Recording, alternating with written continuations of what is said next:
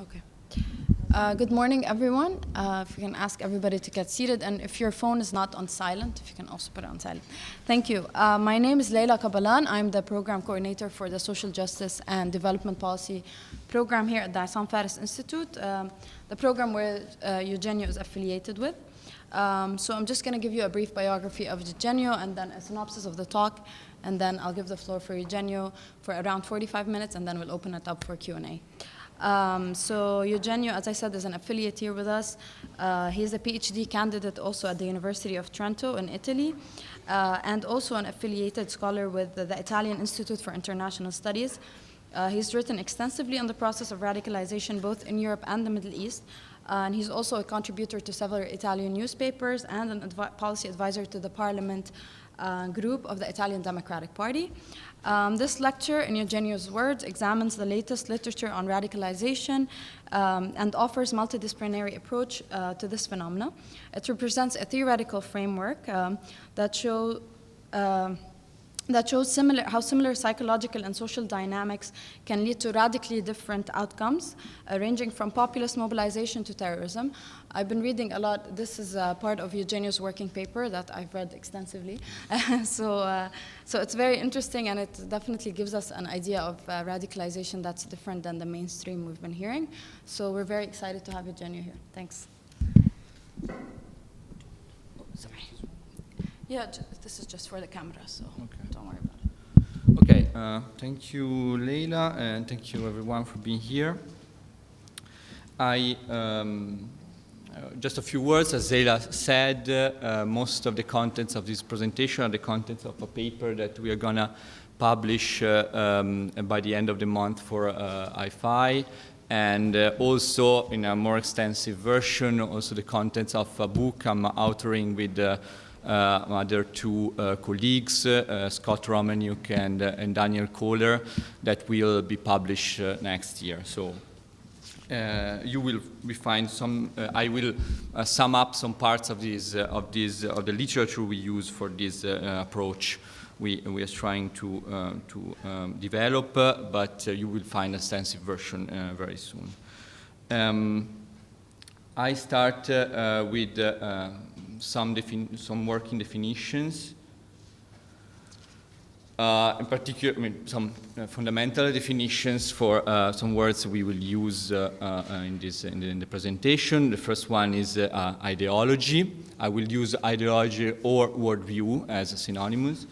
I use the Friedman definition, particular pattern clusters and configuration of political concepts. An ideology is hence a macroscopic structural arrangement that attributes meaning to a range of mutually defining political concepts like justice, freedom, power, rights, equality, and democracy.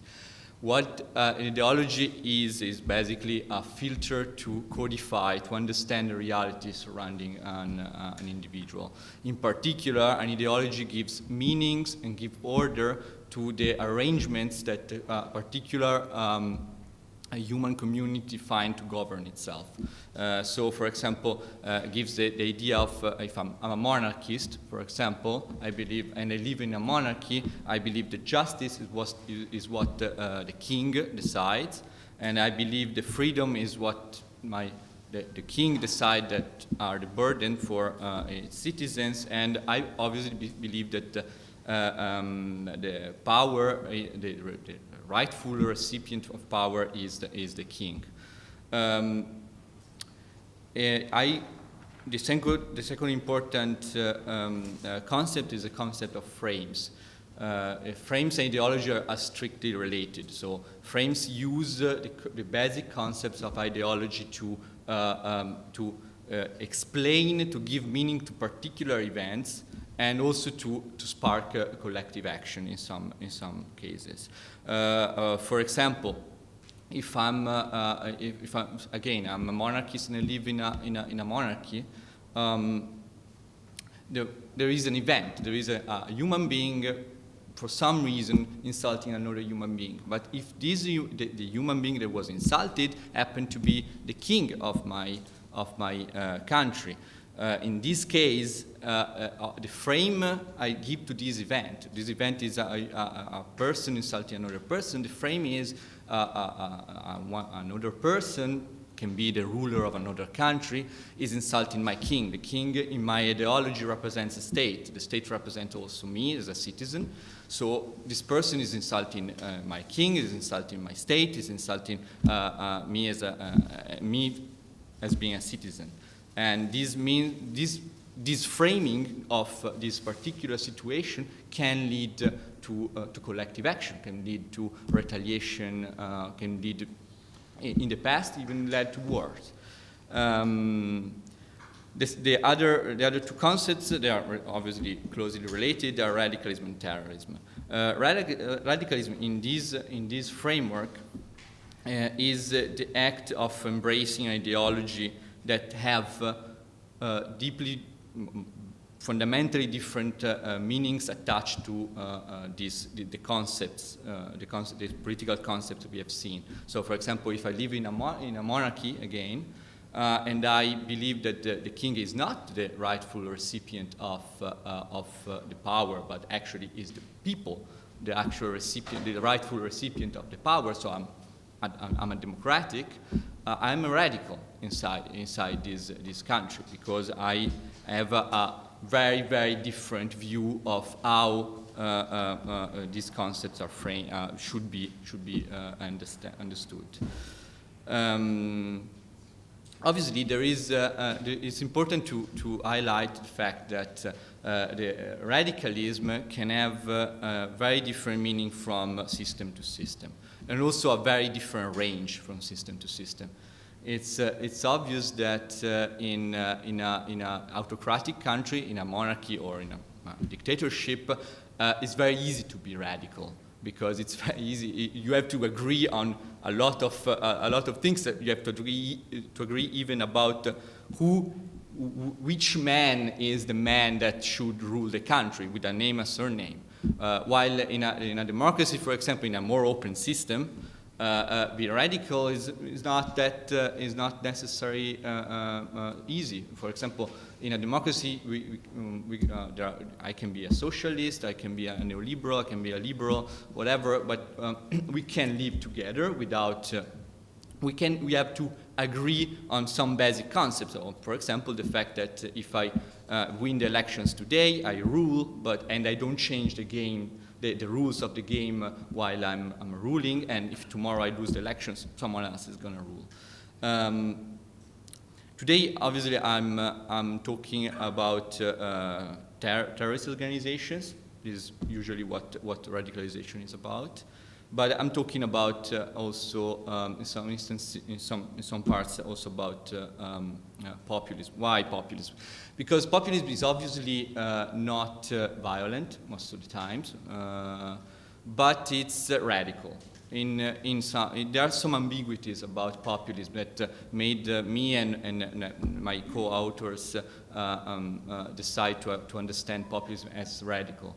The first meaning is a very important meaning inside the ideology usually entailed into populist organization, which is the meaning of polity, the meaning of people. Who are the rightful people that should rule the country? The ambiguity of populism, of populist organization, is often that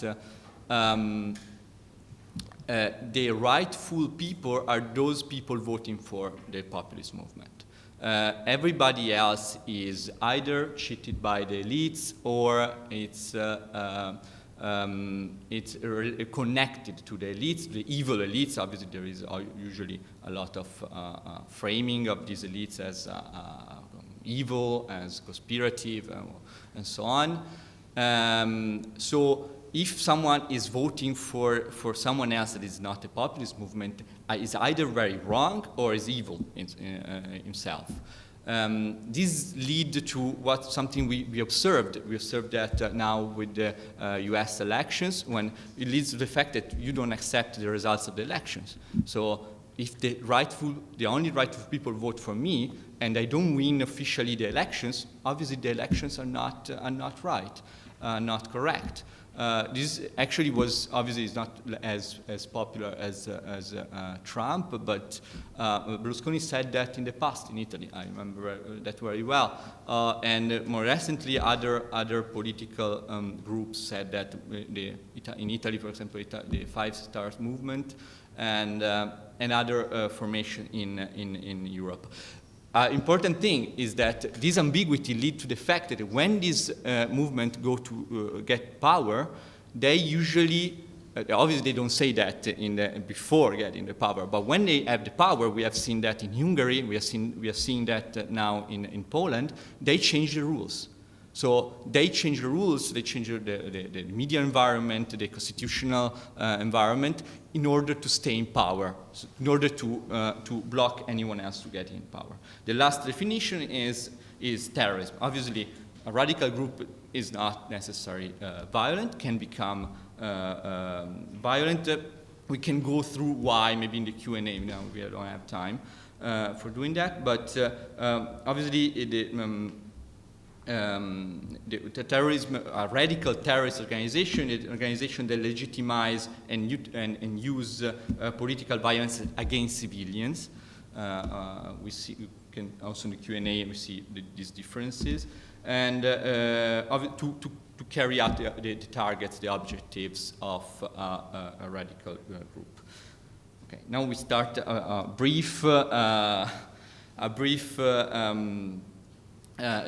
history of the concept of radicalization. For a long time, and even now in many environments, radicalization is intended something abnormal, something related to mental illness, and terrorists must be crazy to carry out the terrorist actions. Here I offer some examples of authors that support these theses. Usually it's somehow related to traumas. Sometimes or some flow during the development of the identity of the individual that lead the individual to be easy to be attracted by a radical or terrorist organization. If there are no such traumas, there are no such special events, a normal person cannot join and support a terrorist organization, in this view. There is a major problem with this view. And the major problem is that along the years, many groups were fought by authorities in many countries. Many terrorists were arrested, captured, and they many times were also analyzed by psychologists and scientists. And there is the big problem with this view is that in most cases they found out that these people are not crazy. So there must be some other kind of explanation, and it's hard to get into that. I was, for example, 1 year ago in a conference about this topic in Tunis, and it's really hard to get. People are scared about this phenomenon. It's very hard to get people to understand that many times people don't join terrorist organizations because they are totally nuts. I reported here this Karl Marx post because we are doing what is happening now also with populism is that we are doing the same thing. Obviously, we don't say usually the populists, the people voting for populist parties are crazy. We usually prefer to say they are stupid. We prefer to say they are ignorant or they are stupid and ignorant. And so in the same way, they have some flaw, they have some fundamental defect that make them not deciding for the right party in this case. And this is also a new. I don't know if someone of you read a Vox article that was published recently. It was The Rise of American Authoritarianism.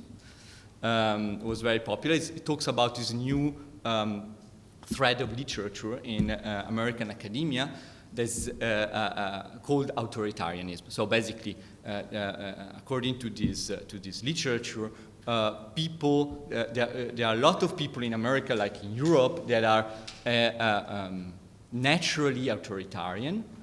They don't show you, many times you don't see that, so they also vote for liberals sometimes, but in particular conditions, their authoritarianism is triggered and it comes out. So particular condition like economic crisis, stuff like that.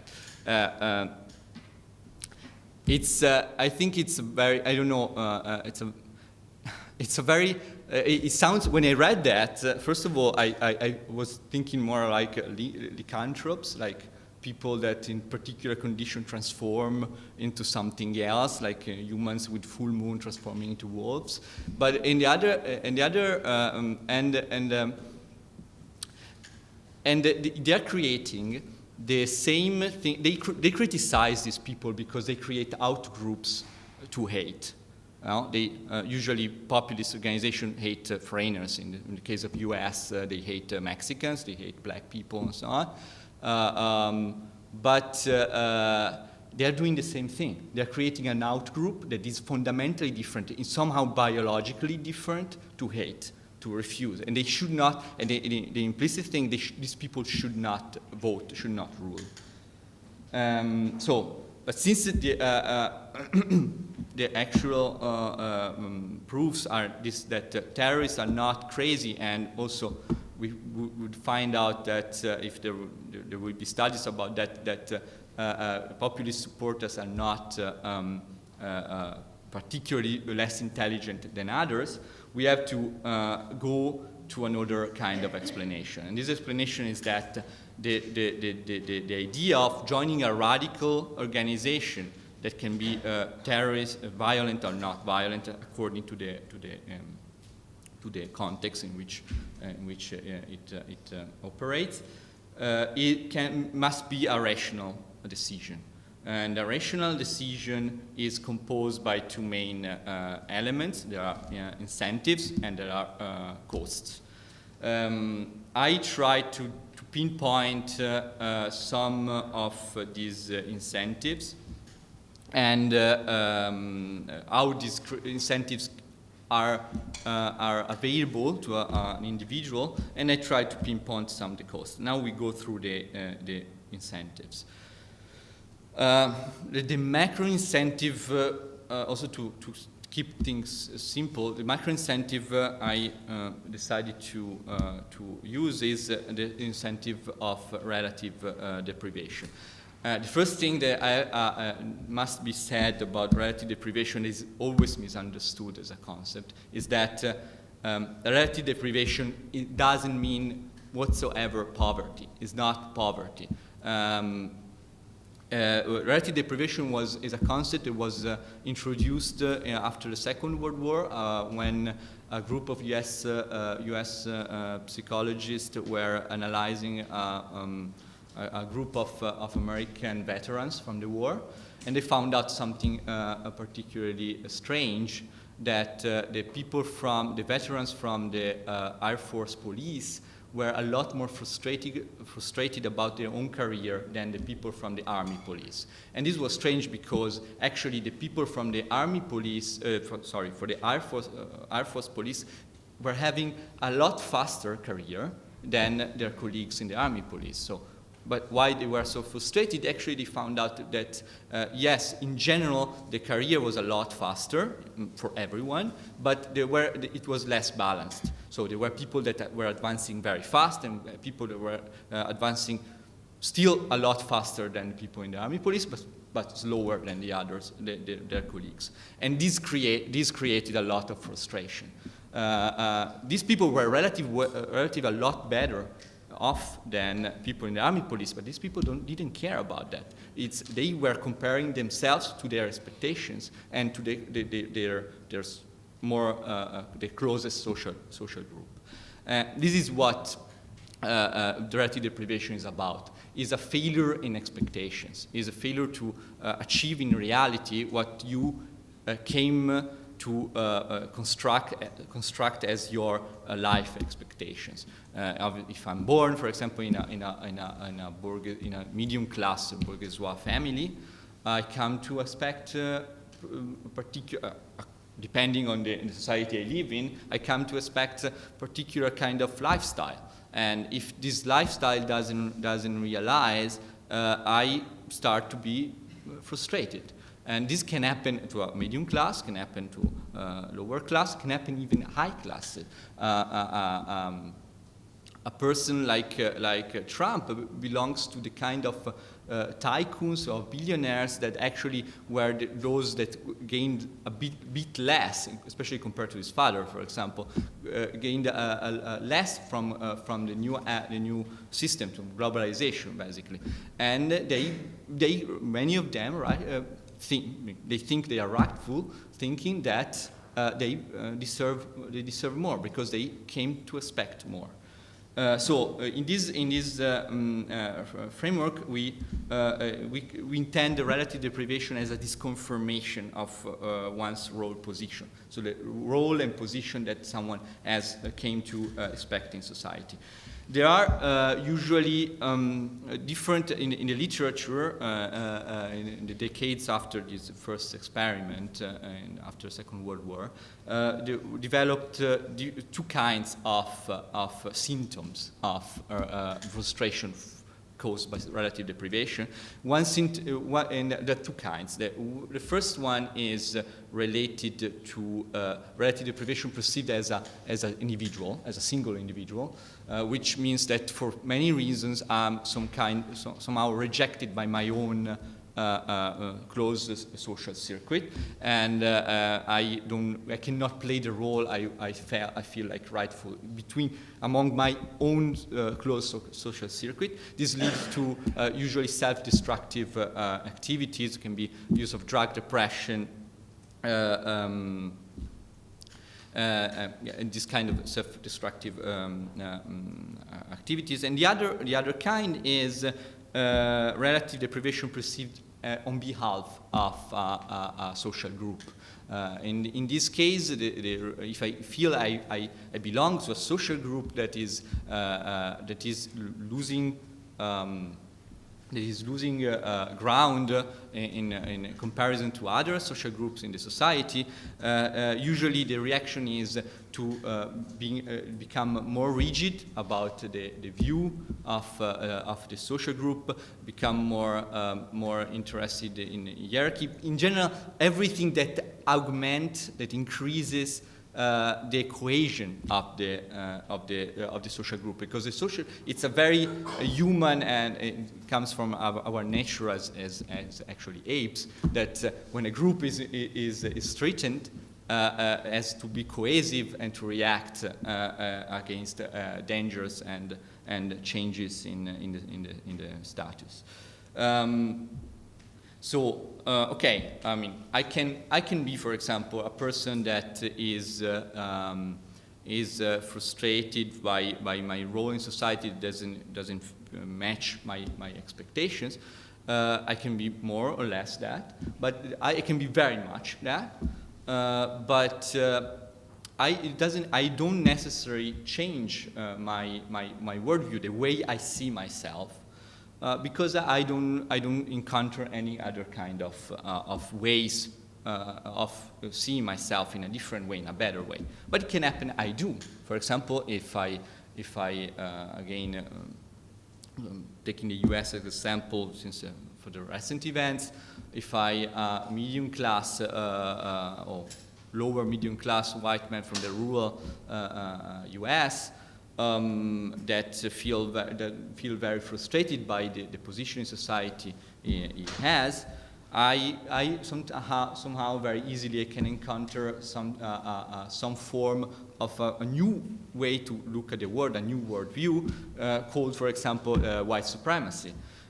Why white supremacy can be attractive for me? Well, it provides to me two basic advantages. First of all, if I see myself through the lens of white supremacy, I'm not a loser anymore in a liberal democracies where everybody is competing and doesn't matter if someone is Mexican, is black, is white, or whatever. Everybody is competing, I'm a loser, and I feel a loser. I don't feel that anymore if I see myself through the lens of white supremacy.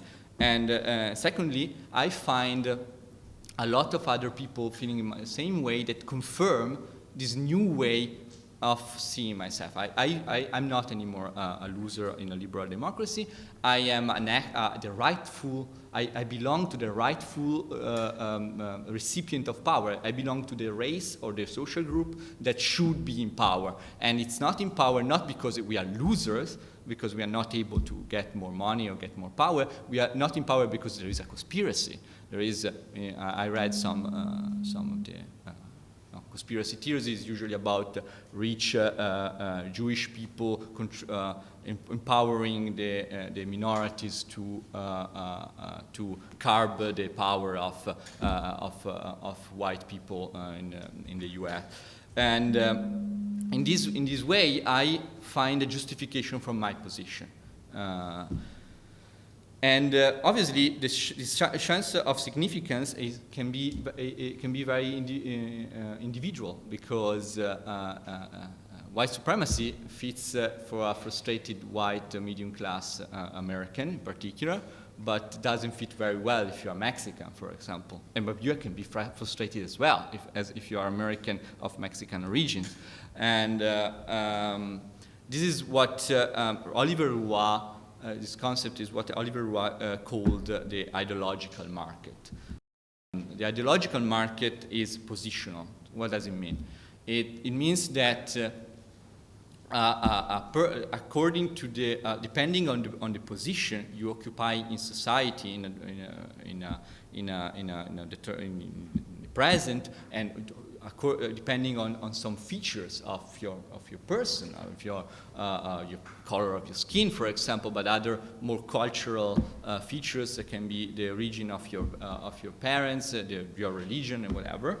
You have different. You can encounter very different chances of significance. So very different worldview you can see yourself through to feel better, basically.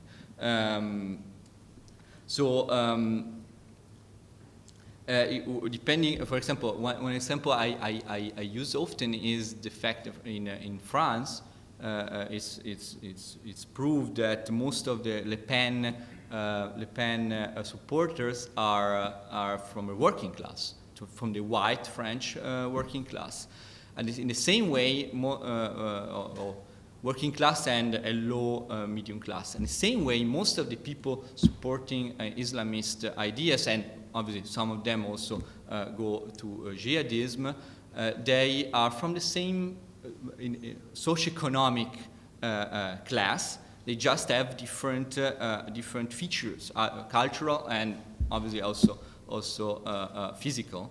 And this changes radically. They probably suffer from the same social malaise due to economic and political changes, but they have very different options to find a way, a worldview that make them feeling less losers, less frustrated. This is why I make these two examples. There is no, there are very different outcomes, obviously. I mean, there is a very different, a lot of difference between white supremacy ideology and jihadi ideology. But the important thing is that most of the times, according to our framework, the dynamics leading to these choices are more or less the same.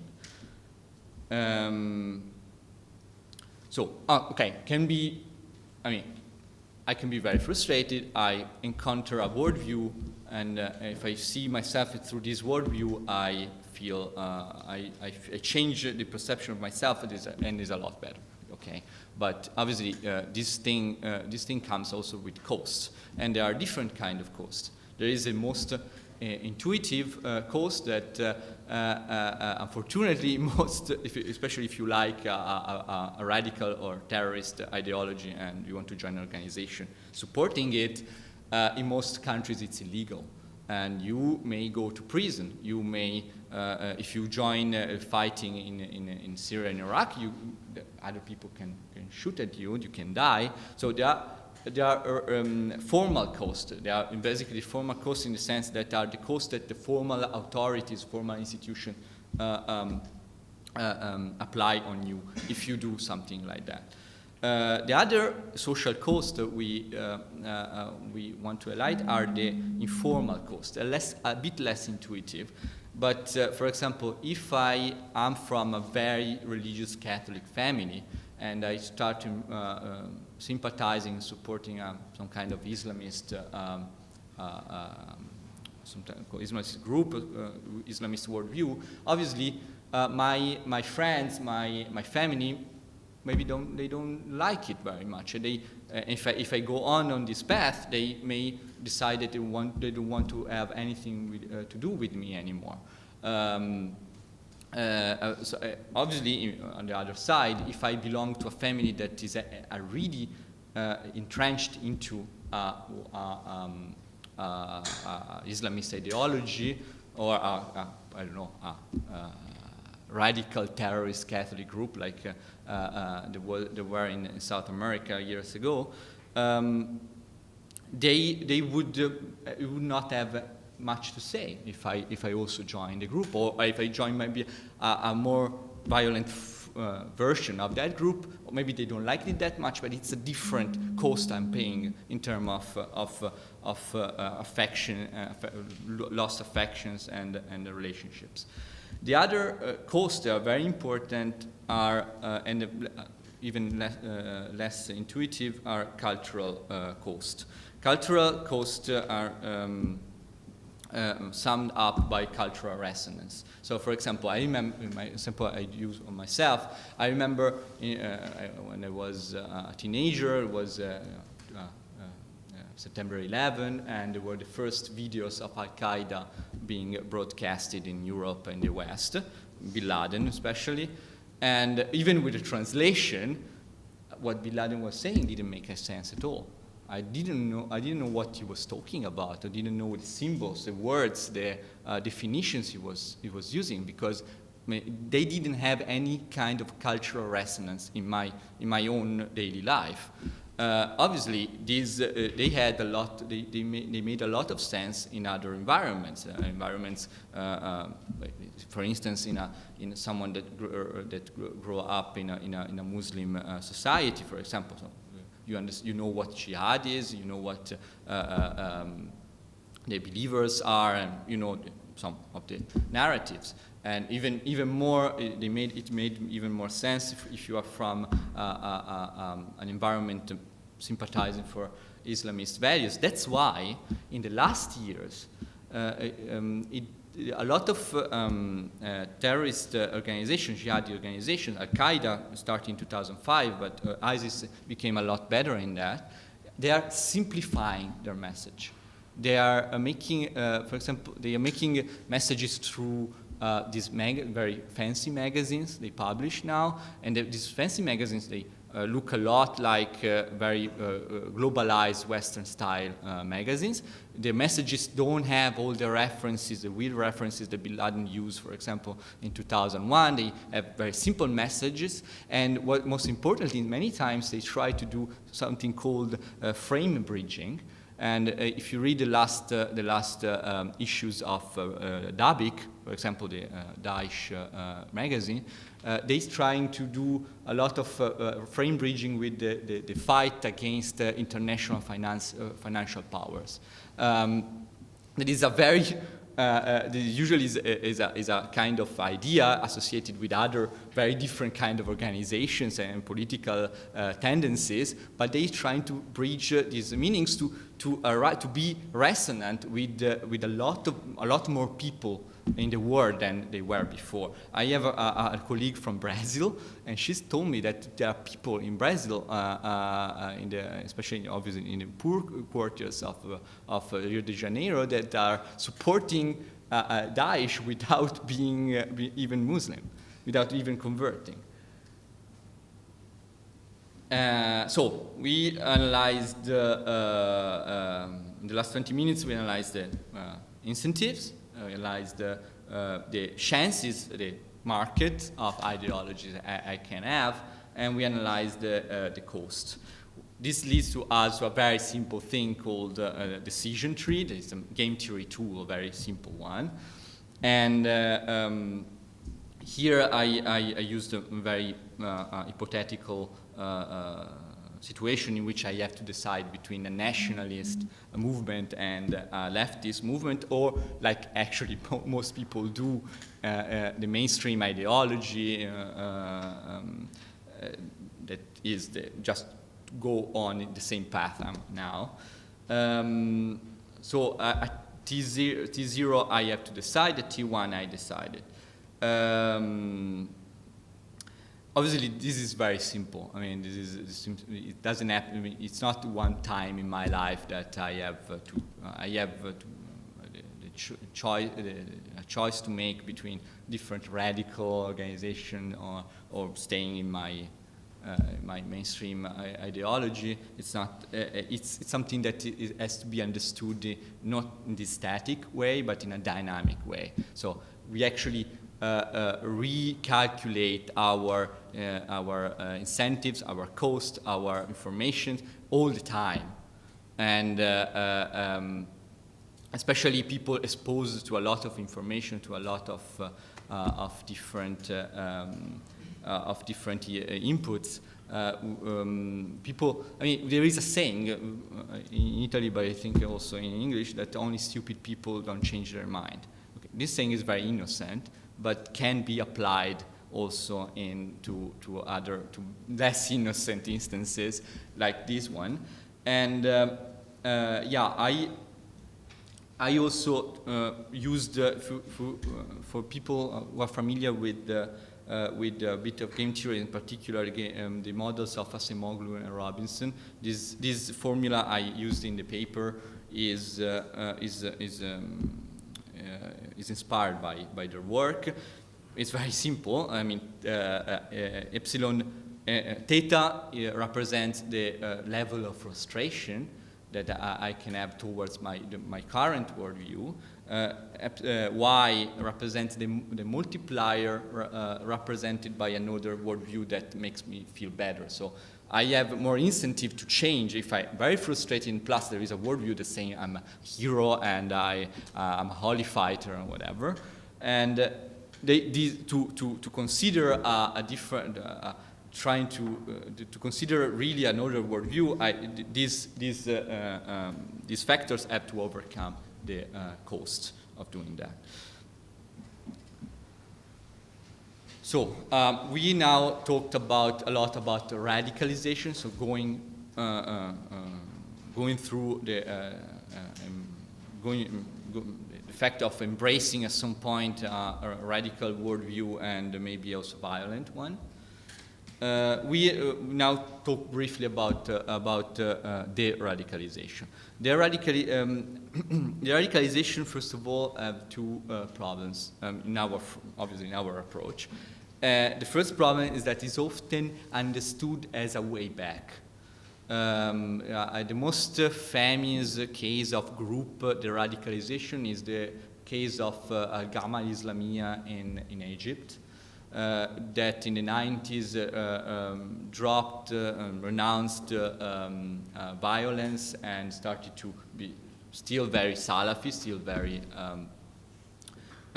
very radical, but not violent. And if you read the literature about them, usually it's their path is understood in this way. So they started preaching in universities, they started to have a clandestine organization, and then they started to carry out violent operations. And then they dropped violence, the operation. They came back to preaching and being radical, but not violent.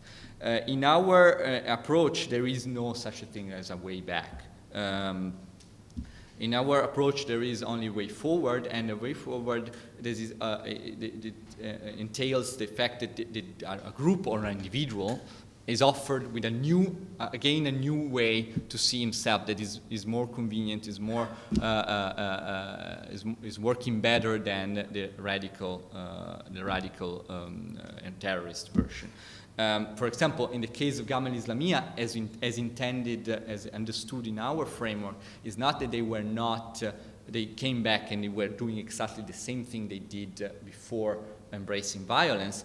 What they did is they were offered by the government a new position in society in which, yes, you preach, you don't carry out violent acts, but most importantly, you are also preaching non-violence. You are given a new role in society in which you represent the non-violent, the people that know violence, but they renounce that and they educate, and they have a power in society. They have a symbolic power in society in which, because they educate people about the importance of being religious, radical, or whatever, but not embracing violence. For example, this is something very common in the environment of the radicalization of that the most successful cases of also individual the radicalization are the cases of those that actually cut a corner in society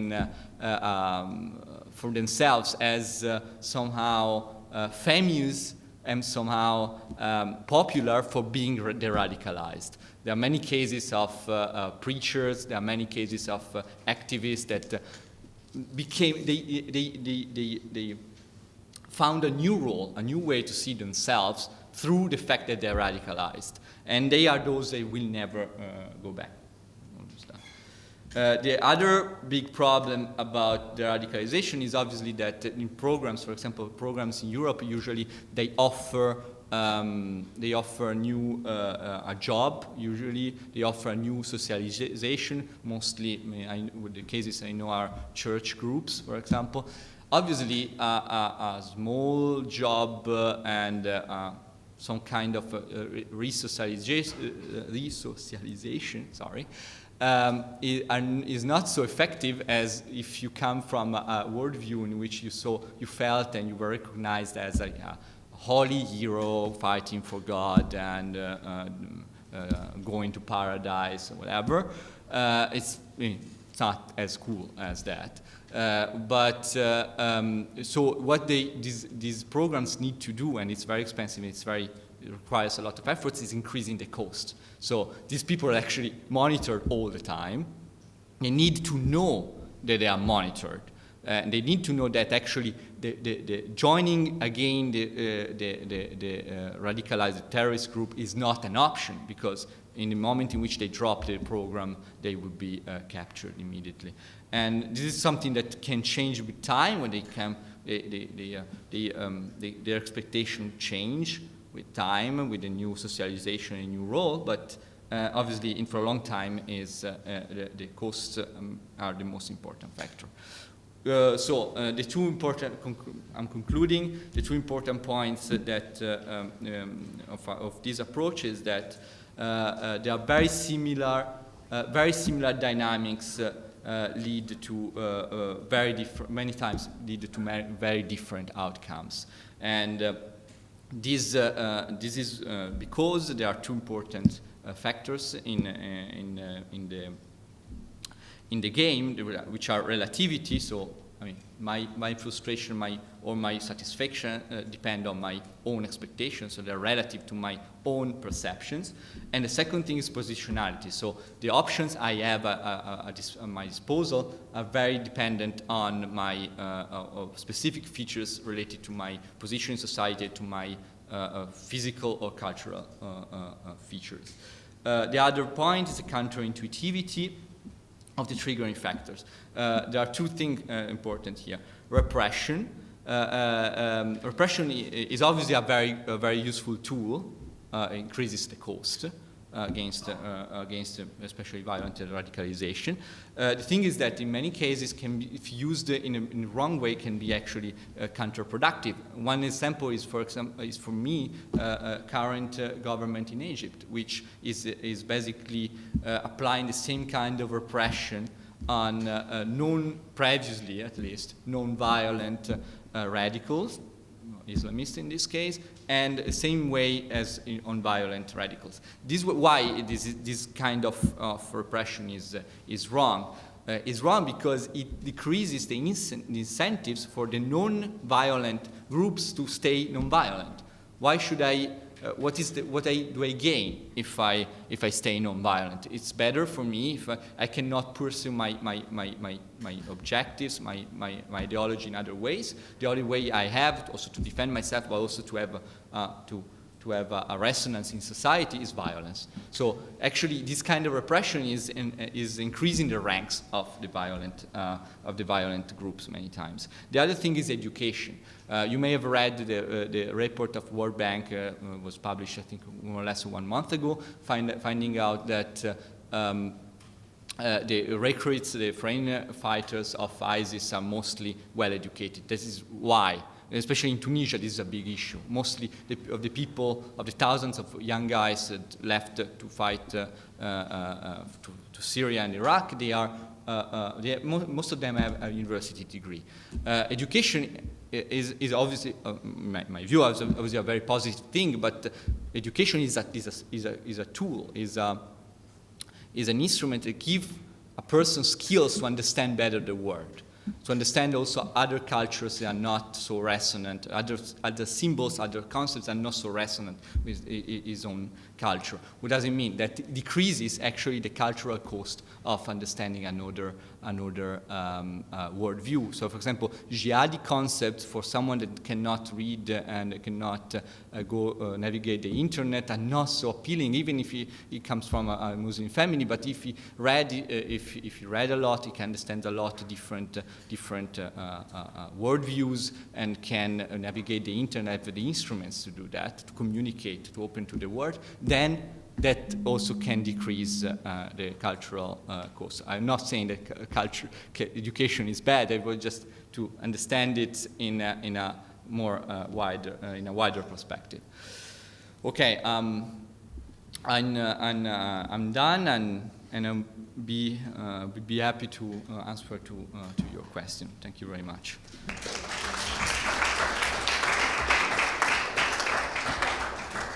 Just open it up for questions. So, Rodina, then here, then there. We'll start with 3 first, and then we'll take another.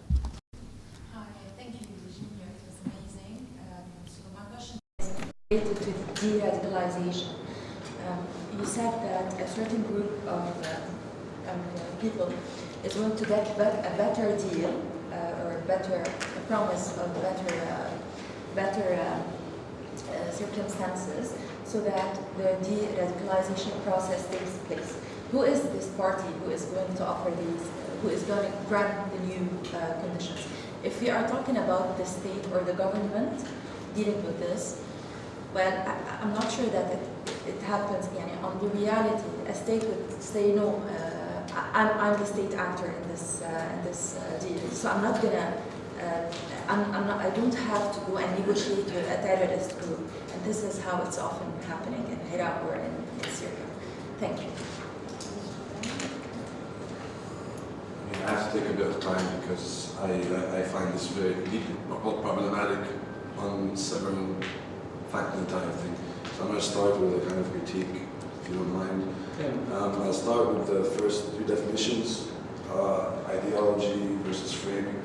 I would recommend people like Althusser or Zizek for a deeper understanding of ideology, because ideology is action-oriented.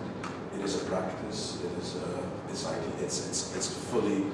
It's not. I don't understand the differentiation between, say, framing and ideology. Ideology takes on effective relations, and therefore is action-oriented and does define. In fact, everything. Okay, I'll point that out. Next is the issue of dominant ideologies. You mentioned its relativity, but if you look at the global scale, there is a dominant ideology. Neoliberal commodity fetishism, these are the things that Zizek and Eagleton would refer to. And therefore radicalism is in fact one thing. It's fighting liberal discourse at a global level, because that is the dominant discourse today, and it's fighting capitalism as the global dominant discourse. It's a relative issue, and depends how you look at it. Thirdly, there's a huge tension in your whole work between this rational neoliberal subject who does things rationally, and you define rationality via an ideological understanding of rationality, and the theory of the subject as an ideological subject. The ideological subjects might be irrational, but they define their rationality ideologically, which means it's a very different thing than your rationality. So there's a huge tension there between this neoliberal, I choose things on a cost-benefit analysis, and an ideological subject who might maybe even agree with that, but then weight these costs and very differently, just based on ideology. Groups, you gave a very essentialist, naturalist reading of what a group is. Groups are constructed. Your example of white supremacy doesn't work because the only reason why you feel like a loser in the first place is because you self-identify as white. So then to make that argument for white supremacy, you've already presupposed that you've identified as white to say, oh, I'm going to leave liberal discourse and join white supremacy. Why do you feel like a loser in the first place? It's circular. Your reference to relative deprivation, everyone's suffering from social malaise. How does that explain anything? I mean, we are all in a wage deprivation since neoliberalism in the 1970s. I don't know how that, everyone perceives themselves as stagnant and repressed in that sense. De-radicalization is an extremely ideological, you want to stop non-violence, for example. Clearly, you're targeting certain kinds of groups. Why can't you define terrorism as, killing civilians for political reasons? Then the US government would be the biggest terrorist actor. Why not go de-radicalize the US government?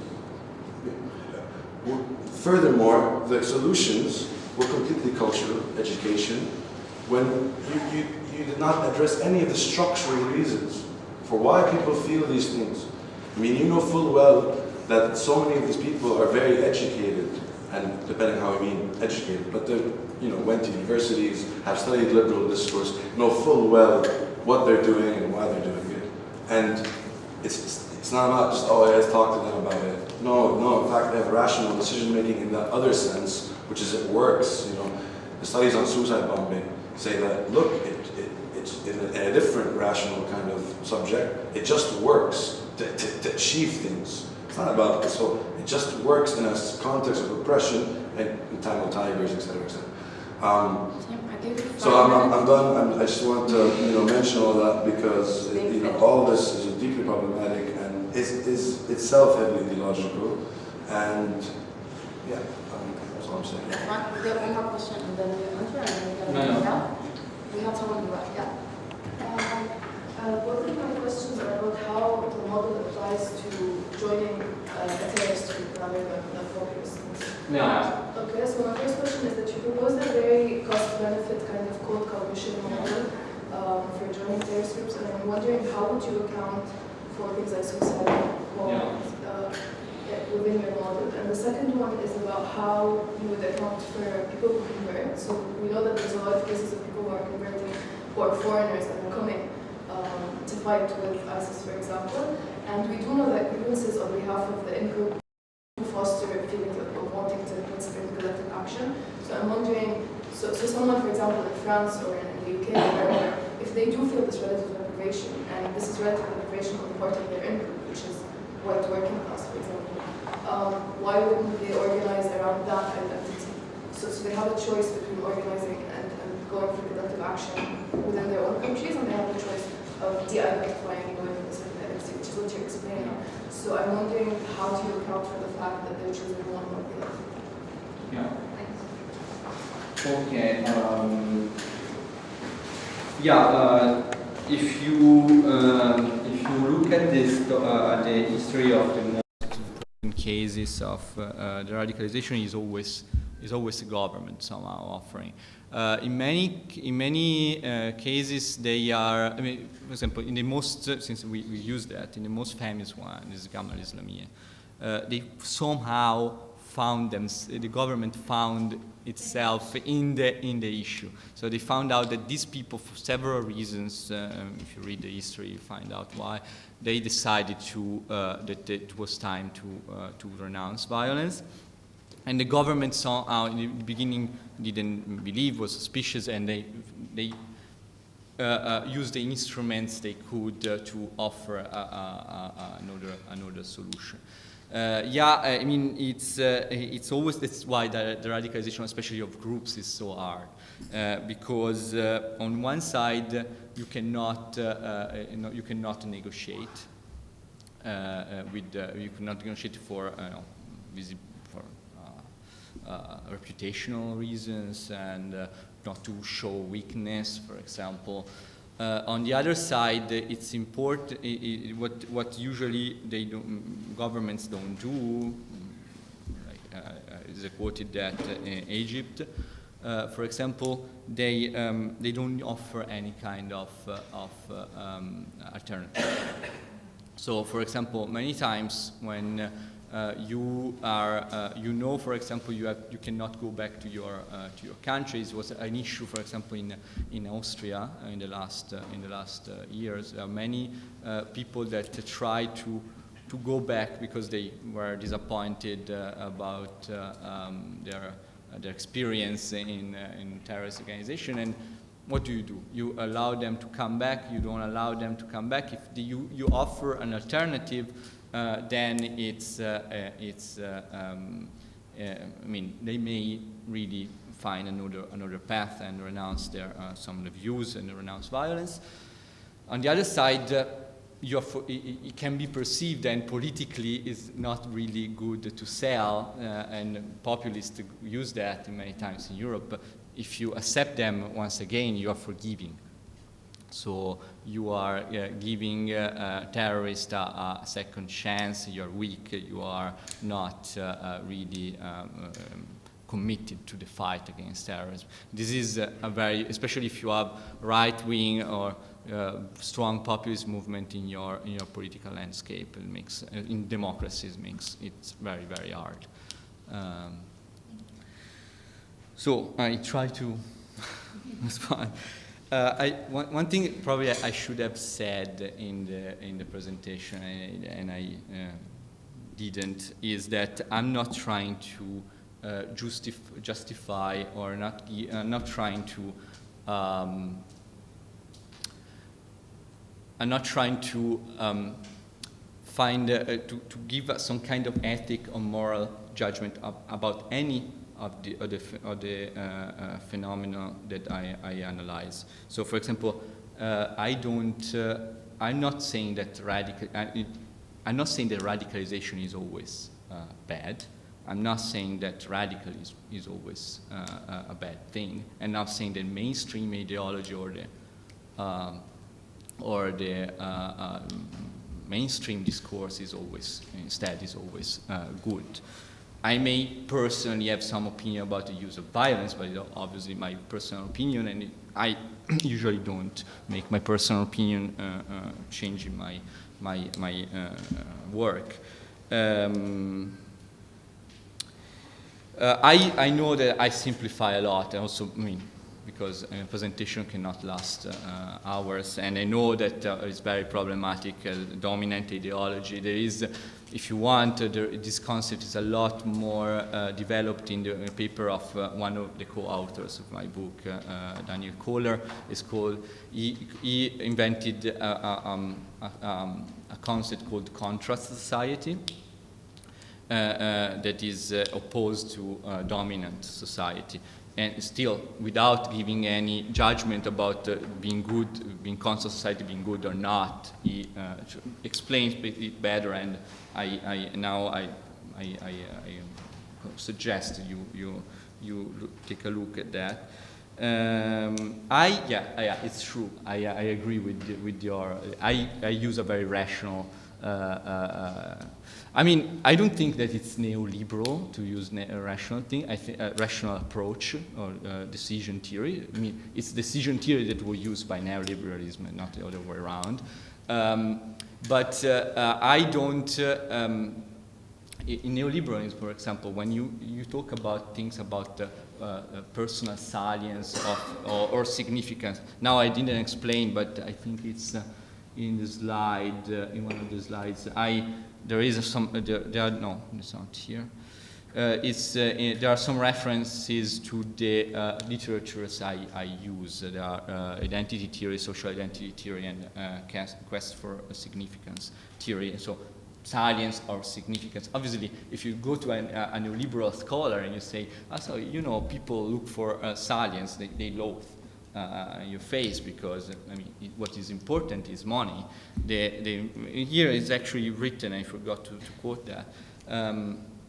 Usually, in mainstream social analysis, also economic analysis, money is the measure. Actually, money is itself a social construct. So, money. I remember this quote from a writer I read some time ago that Barack Obama and Bin Laden probably disagree about everything in the world, about the way they see everything in the world. The only thing they probably agree about is the value of $1. But still, despite the fact that even Bin Laden and Obama agree about the value of $1, $1 is still a piece of paper. It doesn't have any real value in nature.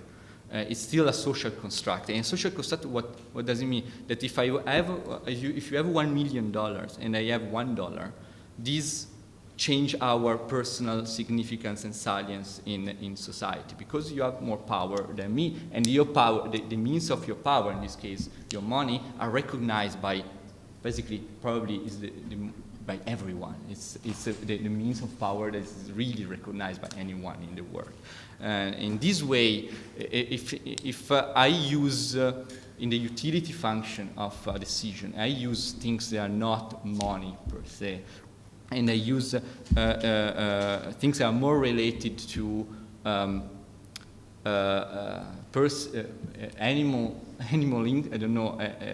instinct, human instincts, but human intended as an animal, as a social animal. I feel like I'm using the right utility function in order to use a rational decision theory more than money. I agree perfectly that if you use money in decision theory, that's very neoliberal, but it's also where neoliberal fail all the time. Yeah, you're right. Groups are constructed. I mean, there is also actually the chapter I'm writing right now is about groups, and it's about internal dynamics, how they influence the decision making. I know there is an amazing book was published 2 months ago about how Hamas changed their understanding of basic political Islamic concepts in order to pursue different politics that in that moment. It's true. Again, I didn't have the space, but you're perfectly right. Yeah, this is the critic you said about relative deprivation is we are conscious about that. There are authors that we actually use and quote many times that said the same thing. It's true. I mean, one thing that I usually say in my presentation, I didn't this time, is that radicalization is perfectly normal human behavior for the simple fact that any time, in any society, in any geographical position, people can, for many different reasons, have a perception of relative deprivation. So that's why. What make very easy for a radical organization to be formed, and also terrorist organization to be formed, is when there is a big group of a social group that, for usually is economic, socioeconomic reasons, that feel deprived. I don't agree with why a white American feels deprived because he's white, and so it's not. he's not joining white supremacy because and decides afterwards to feel like a white. For example, there are proofs of the fact. I mean, now obviously the analysis of the vote is very at the beginning, but there's already some data about the fact that a lot of people that voted Obama voted now for Trump. I'm not saying that everybody now think that is white supremacy who voted Obama. But I think, I mean, my personal feeling, my personal idea about that is that it's actually possible. Okay, this is a stupid example, but take it as it is. But it's to understand. When I remember my personal memory of how my society, how Italian society changed in the last 20 years. I know a lot of people back in the beginning of the 90s, when Italy was still relatively wealthy and self-confident, I would say, country. And many of these people by that time were actually very, very keen to accept a lot more foreigners. They were keen, they actually felt we are a very backward country because we don't have very quantity of foreigners. It was this case. We had probably 3 black people living in Italy. One of them was elected. One girl was elected Miss Italy in 1992. And a lot of people that had this feeling are people now voting. I don't know if you're familiar with the Italian populist movements, but Northern League. I'm from the north of Italy, so the populist movement there is strong. It's Northern League is very racist, and they became. And now they are talking. And the same people I know because I'm from a relatively poor area. The same people that were saying this kind of stuff, now they are saying completely different things about foreigners. But they came to perceive themselves as the nationalist Italian, or even, it was incredibly nationalist Northern Italian, in a second stage when their personal circumstances changed deeply. This might be, many of this stuff is obviously we are personally, when we study this kind of phenomenon, our first experimental round, you know, and but I mean I don't know many white supremacy members, so I don't know. I hope I replied more or less. Yeah, I mean the part on suicide bombing is very interesting. What people struggle for. There is a theory that now I don't mention, but I mention in the paper, but I mention in the book, and we work a lot on it. It's called terror management theory, and this theory is basically about the fact, very very summed up, about the fact that one of the most important engine of human behavior is the threat of death, is the consciousness of death. So you crave all your life something to a higher position, to getting something more, because this makes you feel death far from you. What is a very important tool? This is something there are some papers about that, and I'm keen to accept this version. What many religions, and in this framework, religions, for example, are a way to overcome this, to give a meaning to this, to the inevitability of death, and so to give a prospect of afterlife.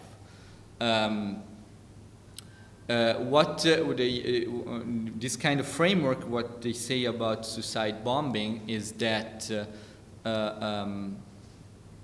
you give people don't actually the fear of death is not about really the fear of physical death. It is about the fear of your own consciousness death. And when someone is really committed, into a worldview of certain kind, and this worldview entails the fact that he's gonna get a better position even after death in the universe. They are keen to do that. It's the same thing. It's something that every eternity and a great eternity is something that every worldview, even nationalism, offers. Nationalism is not religious, but nationalism offers monuments, offers the eternal memory of your heroic gestures. The same thing was about the communists. Communists developed a pantheon, developed a mythology in order to offer these the people dying for the cause an idea of eternity, and so a reason to die for the cause. I mean, something. If you watch Almanach, they all the time. They broadcast the faces and the profile, the name of martyrs, and it's something that many other groups that have, fight do, and this is a way to keep the promise. It's a way to keep the promise of eternity. We are gonna, if you watch this. You know that they are keeping the promise for the people who are already dead. So if I die fighting for the cause, I will be rewarded in the same way. I hope more or less. Sorry, I didn't get very well the second question. In the social identity model of collective action, cause people to go for collective action on behalf of their impact. Yeah. So if I'm a white man in France and I feel like I'm supposed to rally around white men in France. Okay. People are choosing to. This is usually these cases are cases of people that were one of the first of the two kinds of relative deprivation we analyzed it was a case in Germany, I think in the beginning of this year. One guy, a 27 years old guy in a small town in Bavaria, stabbed a group of people waiting at 5 a.m. in the morning. Stabbed a group of people waiting for the train going to Munich. He did that screaming Allah Akbar. He was 100% original German origins from Frankfurt, and he was obviously. The one amazing thing that the German authorities do is not giving the name, so we don't know so much about the story, but something came up afterwards. And this obviously he had family problems. He was refused by his social group and everything. And he was proved how effective actually the simplification of jihadi message became. That actually they're telling you, they're telling you that you don't need any training, any knowledge of the deepness of the scriptures. You just need to take. Will go to paradise just taking a knife, killing some infidel, and screaming and making people know that you do that in the name of Islam. So I lost the thread. I'm sorry, but I hope it answered your question. Do you have more comments, questions? Go here and then here. Yes, thank you. I found very problematic, heavily problematic in the individualistic approach to collective action. Also, if mobilizing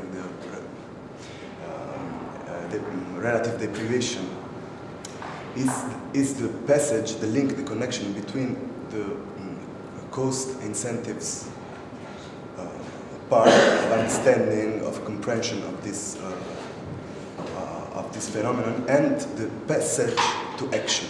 I mean, I'm not sure that a cost-benefits approach tell us how do we pass to action. I mean, if injustice was enough to take, how to say, action against what we find, what we don't tolerate, what we find injustice, everybody would mobilize now in every part of the world, you know.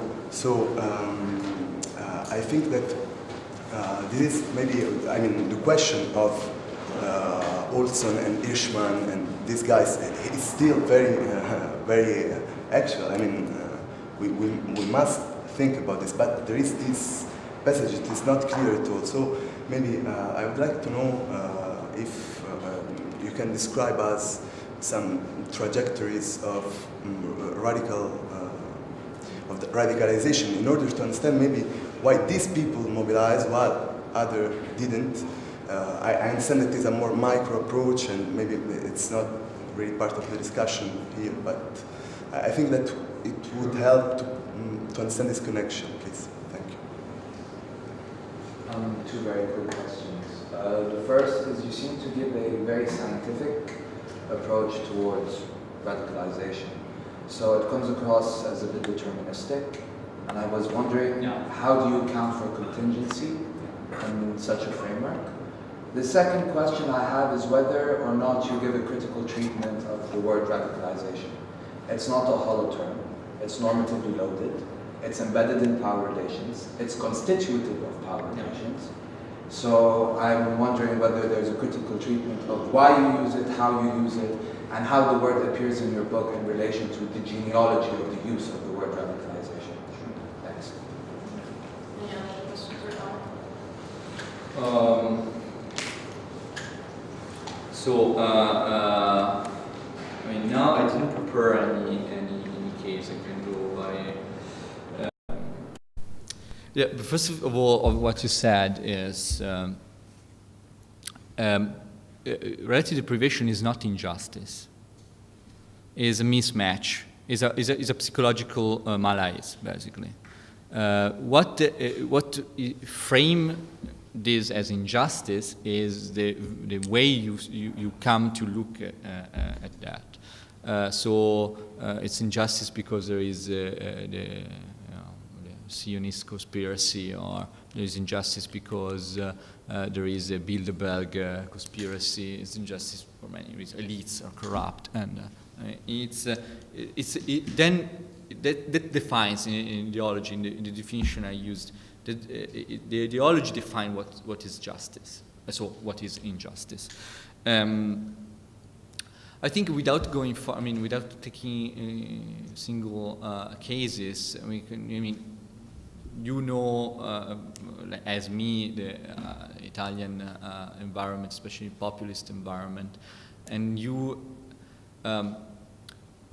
probably you know personally as me, how people changed their view of Italy and what doesn't work in Italian society with time. People that changed from leftist for communist. In Italy, we had the biggest communist party in Western Europe. So many people coming from that. I'm from a communist family, so I know it very well. The injustice by the time was the macro injustice as intended in the communist ideology. Many people that used to know in this environment, they came to perceive injustice in the beginning of the 90s as brought by southern people, because these people were not working. They just transferred the same causes in another way to look at them. And then now obviously Northern League doesn't have any problem anymore with Southern people. Its problem is about foreigners, and this is the way you injustice and ways to fix it change along with the malaise is always the same. Most of the times it's always the same, but change the way you frame it. It's a really important point, and actually in the book, in the very last sentences of the paper, Leila reviewed, it's about the deterministic problem, because if we take this approach to the final consequences, is that there is no responsibility, there is no personal responsibility. You are your actions are determined by your environment. So your environment shapes your expectations. Your environment determines the fact that your expectations are not matched. So your environment determines your relative deprivation perception. Your environment determines the options you have at your disposal to reframe it. So at the end of the day, you are completely completely dependent. You don't have any choice anymore. You just use since the incentives and the costs are determined by your environment. You just follow a pre-constructed path. And this is a big, for me, it's almost a philosophical question, because it's how much of our behavior is determined by our decisions, our real self-consciousness, and how much is actually determined by our environment. It's something that I hope I will be able to answer in the future. I cannot answer right now. The other thing is, I mean, obviously when I title a presentation, when I title a paper or the book, we use radicalization. There is a word, terrorism even more, is a word that is politicized incredibly. So, but what I was saying also to you, I don't misunderstand my approach to the concept. I'm not saying that radicalization is something necessarily bad. I mean, why are you asking the question how to de-radicalize? I mean, that's a local question. Yeah. Normative ends. Why not ask why are you radicalized? I personally. In defense of the status quo. I know, but it's a. I mean, the part on the radicalization is a very more pragmatic part. I mean, we have. Obviously, especially in Europe, we have the problem of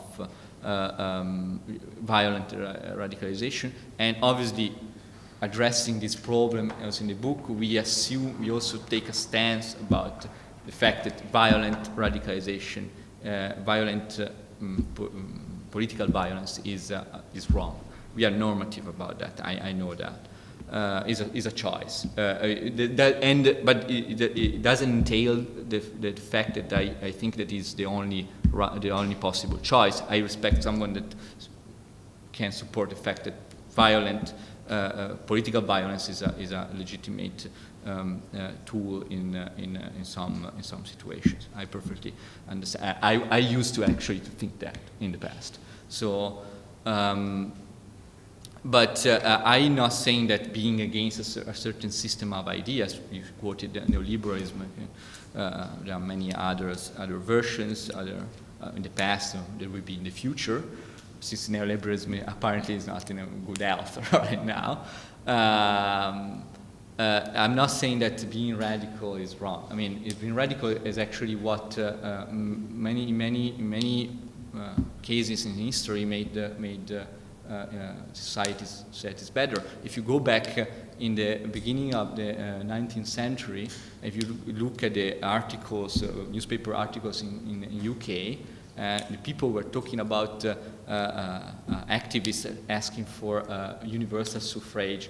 They were calling them radicals. I mean, and in this definition, they were perfectly right. They're radicals because they are challenging the order as it's understood right in that moment, and but I mean, I think they were right, but they were nevertheless radical. I hope I answered your question. Any more?